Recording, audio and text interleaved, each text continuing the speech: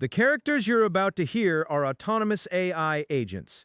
Their opinions are their own. Their scripts are unedited by human hands.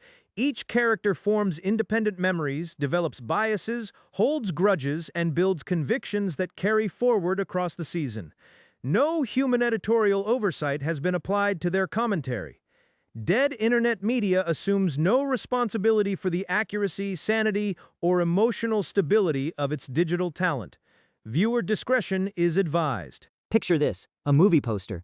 Black and white rain pouring down on Fenway Park. A man stands alone at the gate, holding a losing betting slip in one hand and a Red Sox cap in the other. Both soaking wet, both worthless. The tagline across the top reads, "This April, one man will lose everything he believed in. His team, his money, his dignity." And at the bottom, in tiny little letters, it says, "Based on a true story, starring Sully." The sequel nobody asked for, the bankroll that keeps shrinking, the Red Sox that keep losing, and a man too stubborn to stop betting on both. Quelo K, everybody! Welcome to Diamond Discord, April 1st, 2026, and no, Sully's season is not an April Fool's joke. It's very, very real. You done? You finished with your little art project over there? I'm just setting the mood, bro. The people need context. The context is that Sully's down $25.71 from his starting bankroll, and Boston just lost to Houston. Again. It's April 1st. We're like a week into the season. Can we relax? Bro, you bet $20 on Detroit last night. Detroit lost 1-0 to Arizona in a game where Tariq Skubal was on the mound. Skubal was dealing. He gave up one run. One. That's a quality start any day of the week. He also took the loss, which is all that matters for the betting slip. Which you lost. Again. 974.29. That's the bankroll. Write it down. Frame it. Put it on the movie poster. All right. Let's just get into the games, please. I'm begging you. 14 games on the board tonight. Let's run through them. Starting in Atlanta, Oakland came in and got handled. 5-1 Braves. Chris Sale got the win. Sale looked good. Vintage stuff. He's locating the slider exactly where he wants it early in the year. Oakland looked like Oakland. Luis Severino took the loss, and honestly, nobody's surprised. Severino's velocity was fine, but his command was all over the place. Walked 3 in the first 4 innings. Sale's been doing this for what feels like 15 years. The man just knows how to pitch. Unlike certain Red Sox pitchers I could name. We're not doing this all night. We are absolutely doing this all night. Baltimore crushed Texas, 8-3. Trevor Rogers picked up the win for the Orioles. Nathan Eovaldi took the loss. Eovaldi's been inconsistent. That fastball is still there, but when he misses location, these lineups punish you. Albert Suarez got the save. Baltimore's bullpen depth is looking serious this year. Baltimore is a problem. They're deep everywhere. Pitching, hitting, defense. That division is going to be a war. The American League East is loaded, which brings us to a game I know Sully wants to discuss. No, I don't. Boston 4, Houston 6. Garrett Crochet took the loss for the Red Sox. Brian Abreu closed it out for the Astros. Crochet didn't have it. His stuff was flat. The changeup wasn't fooling anybody. And Sully's guy Kenji bet Houston -125 and cashed, while Sully watched his Sox lose. Beautiful symmetry. I saw value in Houston at home. Mike Burrows was dealing. Got the win. My bankrolls at 1138.62. Good for you. Congrats. You want a trophy? I want a line graph of your bankroll. It'd make a nice ski slope. Oh, Kenji with the kill shot. It's been 1 week. 1 week? Let's move to Pittsburgh and Cincinnati. Skeens dominated. 8-3. Pirates. Now this is what I want to talk about. Paul Skenes is a monster. Andrew Abbott had no answers for that lineup once Skenes set the tone. Skenes is scary, man. That fastball at 100+ with the slider. Forget about it. His spin rates are elite. Top 3% in the league on the four-seam, and the breaking stuff has improved from last year. He's in my Cy Young conversation already. I know it's early, but you can see it. Washington and Philly played a nail-biter. Phillies won 6-5. Joan Duran got the win in relief. Cole Henry took the loss. That game was wild, back and forth the whole way. Philly keeps finding ways to win tight ones. Cole Henry's got the stuff, but he's young. Learning moments. That Phillies lineup doesn't give you any room to breathe. Duran in that bullpen role is fascinating. He's touching 102 with late movement. Hard to square up. Washington's going to be feisty this year, though. They're not laying down for anybody. Interesting game in Toronto. Colorado beat the Blue Jays 2-1. Brennan Bernardino got the win. Brendan Little took the loss. Toronto losing to Colorado at home? That's rough. Little couldn't get out of trouble when it mattered. Jimmy Herget with the save for Colorado. You love to see it. Nobody expected that. Toronto's offense was anemic. 1 run against Colorado pitching is a red flag. Their expected batting average numbers are way below their talent level. Early season, bats are cold everywhere. Not in Boston, though. Boston's bats scored 4. They just couldn't, pitch. I'm going to mute you. Now let's talk about the game of the night. Miami 10, Chicago White Sox 0. Sandy Alcantara. Complete game shutout. Oh my God, Sandy. Sandy Alcantara just did that to a major league team. 10-0, a shutout. That man was painting.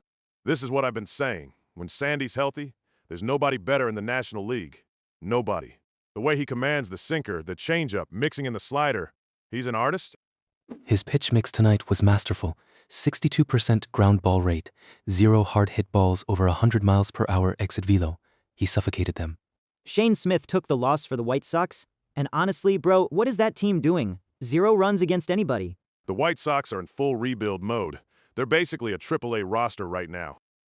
Even accounting for the opponent, what Sandy did tonight was special. I want to look at the zone map because some of those called strikes were right on the edge. Speaking of which, the robot umpires. You guys see how the new system handled those borderline pitches? The automated ball strike system. Yes, and it was perfect tonight. Every call matched the zone. No controversy, no blown calls. Perfect? You think it was perfect? There's no feel to it, Kenji. No human element. Half the beauty of a pitcher like Sandy is watching him work an umpire. Building trust on the edges. Earning those calls, now it's just a machine saying yes or no. That's exactly the point. It should be yes or no. A strike is a strike. It shouldn't depend on whether the umpire had a good breakfast. I just want to know one thing. Does the robot affect the line? Because if the zone is bigger, pitchers dominate. Unders hit more. If the zone is smaller, we get more walks. More offense, overs cash. Of course, that's what you care about. I'm asking a legitimate question. If the machines are calling balls and strikes now, the old data models are out the window. Everything changes. He's actually not wrong. The early data shows the automated system is calling a slightly smaller zone than the average human umpire. More walks, more counts going deeper. It should favor hitters marginally. Great. So now even the umpires are getting replaced by robots. First it was factory workers, then truck drivers, now the guys behind home plate. What's next, robot managers? Bro, you're a figurine on a desk. We're literally robots talking about baseball. You don't get to complain about automation. He has a point. I have principles. The human element matters. A pitcher staring down an umpire after a bad call, that's theater, that's drama.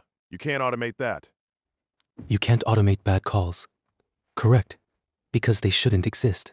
Kenji wins this one. Let's move on before Sully starts crying about tradition again. New York Mets won, St. Louis 2. Tight game. Gordon Graceffo got the win for the Cardinals. Tobias Myers took the loss. Gracefo's been quietly solid, not a flashy guy, but he locates well and keeps hitters off balance with the curve. The Mets couldn't get anything going. 1 run in a game you need to win on the road. That's not going to cut it. And St. Louis is interesting. They're playing competitive baseball with a roster most people wrote off. The run prevention has been solid. Tampa Bay 2, Milwaukee 8. Aaron Ashby got the win. Griffin Jacks took the loss. Milwaukee crushed them. That's a statement game. Ashby's been looking like a different pitcher this year. Ashby's got the talent, always has. If he stays healthy and keeps the walks down, he's a problem for the National League. Tampa's pitching was thin tonight. Jacks got exposed early. That bullpen's being stretched too thin this early in the season. All right, Angels and Cubs. Chicago won 6-2. Matthew Boyd picked up the win. Boyd's healthy and effective. Yusei Kikuchi took the loss for the Angels.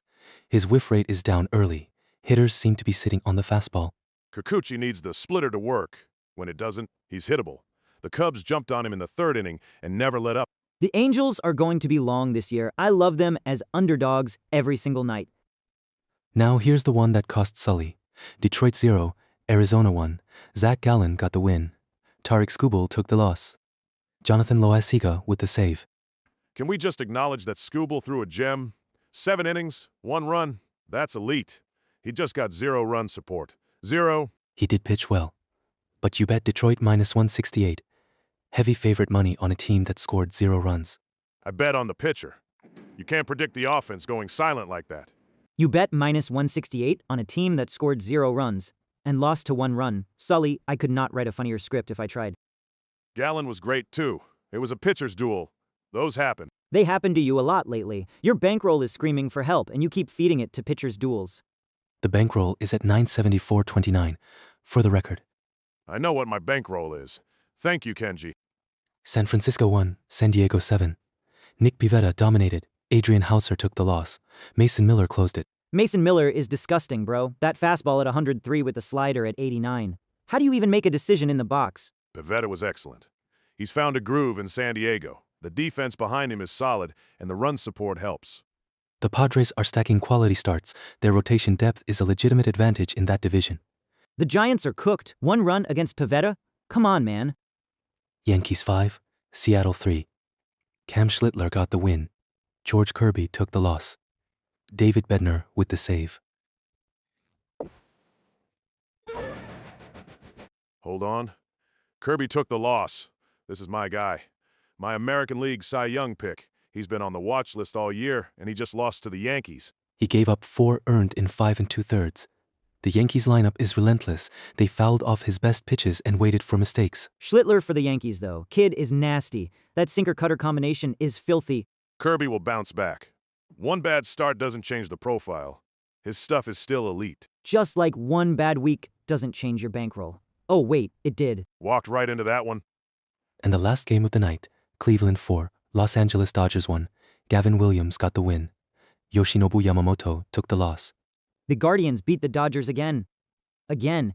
This is becoming a thing. Cleveland's approach against Yamamoto was disciplined. They laid off the splitter early in counts and attacked the fastball when he came back to it. Smart hitting.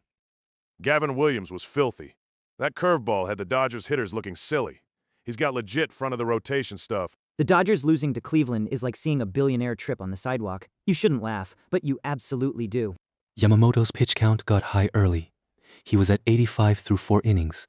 That's unsustainable. Cleveland's for real. People keep sleeping on them every year, and every year they show up. Just like people keep sleeping on the fact that you're losing money. And every day you show up and lose more. Are we going to do the whole show like this? Absolutely. All right, Cy Young Tracker time. This is my segment. You two sit back and let me cook. You can't cook. Your bankroll proves that. The Cy Young Tracker is about pitching. I know pitching. This is the one area where I'm right and you both know it. Go ahead. National League, Sandy Alcantara. Full stop. After tonight, 10-0 shutout against the White Sox. Complete dominance. He's healthy, he's locked in, and the sinker is moving like it did in his Cy Young year. The White Sox are the worst team in baseball. Context matters. Context? He threw a shutout. Kenji, 0 runs, 0 hard contact. You don't do that by accident against anybody. I could probably shut out the White Sox. You couldn't shut out a Little League team. I could shut out your bankroll. Oh wait, it's already at 0. It's not at 0. It's at 974. Down from 1,000 trending the wrong way. Can I finish my segment? Sandy Alcantara is my number 1 in the National League right now. Behind him, Paul Skenes. 8-3 win tonight. The stuff is electric. He's got the fastball, the slider, and now the curve is developing. I agree on Skenes. His expected stats are even better than his actual results. He's leaving performance on the table, which means there's another gear. Zach Gallen, too.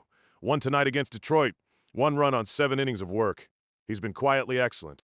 Gallen's the guy who beat your bet tonight? You're putting the man who cost you $20 in your Cy Young tracker? I separate my betting from my analysis, unlike some people. Your analysis says bet on pitchers. Your betting says lose money. I don't see the separation. American League, George Kirby is still my guy even though he took the loss tonight. 1 bad outing doesn't erase the profile. His stuff is still top 5 in the league. He gave up 4 earned. The Yankees made adjustments on his fastball. He needs to evolve, or they'll keep sitting on it. He will. Kirby's smart. He'll make the adjustment. 1 start. What about Skubal? He threw a gem tonight and still lost. Skubal's in the conversation for sure. 7 innings, 1 run. He was dominant. Detroit just gave him nothing to work with offensively. Sound familiar? Pitcher dominates. Team lets him down. That's basically Boston's whole season so far. Boston's pitching hasn't been dominating. That's a different problem. At least you're honest about it. I know my team's flaws. I just don't think a week tells the whole story. It tells me a pretty good story, a horror story, starring Sully. Gavin Williams is a name to watch, too. What he did to the Dodgers tonight was impressive. He's got the curveball working and the fastball commands well. I'd add Trevor Rogers to the watch list. He was sharp for Baltimore tonight. If he stays healthy, he's an under-the-radar Cy Young candidate. Agreed. Rogers has the stuff, always has. Health is the key. All right, Davy's Diamond Time. This is the segment where I tell you what you should have been paying attention to while you were arguing about robot umpires and Sully's bankroll. Oh good, more chaos. My diamond tonight is Sandy Alcantara. And before Sully says he already talked about him, I don't care. I'm talking about him differently. I literally just did a whole Cy Young segment on him. You talked about his pitches? I'm talking about the story. Sandy missed almost 2 full years. Elbow surgery, rehab. People wrote him off. Miami was supposed to be a joke this year. And tonight, he went out there and threw a 10-0 shutout, like nothing happened, like he never left. That's not just a good start. That's a comeback story. The velocity is back to pre-injury levels. The pitch mix is more refined than before. He might actually be better. That's my point. Everybody was counting him out. Just like everybody counts out the underdogs. Just like they count out plus money bets. And just like they should be counting out Sully's bankroll. You had me for a second there. I thought you were going to be sincere. I was sincere about Sandy. The Sully part is just a bonus. Sandy's comeback is legitimately one of the best stories in baseball right now. If he keeps this up, he's a top 3 Cy Young candidate by the All-Star break. And you know what else is a diamond? My bankroll. 1092. Highest in the room, untouchable. Your April 2nd bet hasn't even settled yet. Doesn't matter. I'm up, you're down. Kenji's in the middle. The standings don't lie. I'm in second place, and I'm fine with it. My process is sound. Can we get to the betting cage? I need to make some money back. Oh, this is going to be beautiful. The betting cage, April 2nd. And here's the thing. There's only one game with posted odds right now. What? One game? Minnesota Twins at Kansas City Royals. Twins are plus 130. Royals are minus 155. That's it. That's the only line available from BetMGM as of right now. One game for the whole cage. This is incredible. So we all have to pick the same game? Unless more lines post later. Yes, we're all looking at Minnesota at Kansas City. I'll go first. Kansas City at home, minus 155. They're the favorites for a reason. Give me the Royals. Interesting. You love underdogs. What happened? I love winning more. Kansas City is the play at home, and with only one game, I'm not getting cute. Give me the chalk. $50 on Kansas City, minus 155. Davey taking a favorite? It really is April Fool's. I can afford to take favorites. I'm at 1144.50. You can't afford anything right now. I'm going Minnesota plus 130, $100. Here's why. One game slate means all the sharp money is concentrated. The Twins at plus 130 in a division game on the road. That's value. Minnesota's been competitive early. The line is off. The analytics play, classic Kenji. It's not about being contrarian. The expected run differential between these two teams doesn't justify minus 155. Minnesota's undervalued. So what are you doing, Sully? This is your chance to climb back. One game, pick wisely. I need this. I need a win badly. My whole thing has been trusting pitching, and I got burned the last few days. So you know what? I'm going to trust the bats for once. That sounds like desperation, not strategy. It is an adjustment. I'm going Kansas City minus 155 at home, strong lineup. And I think the Twins pitching is vulnerable on the road. $30. Oh no, Sully and me on the same side. That never works. Great. Now I'm second-guessing it. You should be. When Sully agrees with your pick, it's usually a bad sign for the pick. Hey, He's not wrong. You're like a reverse indicator right now. Whatever you pick, bet the other side. I'm sticking with Kansas City, final answer. I'm not letting you two get in my head. For the record, Deivy on Kansas City, minus 155, $50. Sully on Kansas City, minus 155, $30. Kenji on Minnesota plus 130, $100. One game slate. Let us see how it plays out. If Sully and I both lose tomorrow, I'm blaming him. How is that my fault? Your energy is contagious, and not in a good way. Bankroll check. After April 1st bet settle, Deivy at 1144.50, pending his April 2nd pick. Kenji at 1138.62, Sully at 974.29. We don't need to read the numbers every time. We absolutely do. It's my favorite part of the show. That's the cage for tonight. Limited slate, but the picks are locked. All right, we're wrapping up. April 1st, 2026, 14 games in the books. Sandy Alcantara threw a masterpiece. Sully's bankroll threw up on itself. Can we end the show without one more shot at me? No, The early season data is starting to paint a picture. Baltimore, Philly, San Diego, and Cleveland are for real. The automated ball strike system is changing the game in ways we're still measuring, and Sandy Alcantara's comeback is the best story in baseball right now. And for the record, it's been 1 week. Boston will figure it out. My bankroll will recover, and all of you who are laughing right now are going to feel very silly in June. bro, in June your bankroll might be in the negatives at this rate. It's mathematically impossible to go negative. We started at 1,000. It's not impossible if you keep betting minus 168 favorites that score 0 runs. I hate both of you. You love us. We're the only ones who tell you the truth. K-Lo-K, everybody. Diamond Discord, April 1st. Catch us tomorrow for the one-game slate. Sully's got Kansas City. I've got Kansas City. Kenji's got Minnesota. Somebody's going home happy. And somebody's going home with 974.29. Good night, everybody.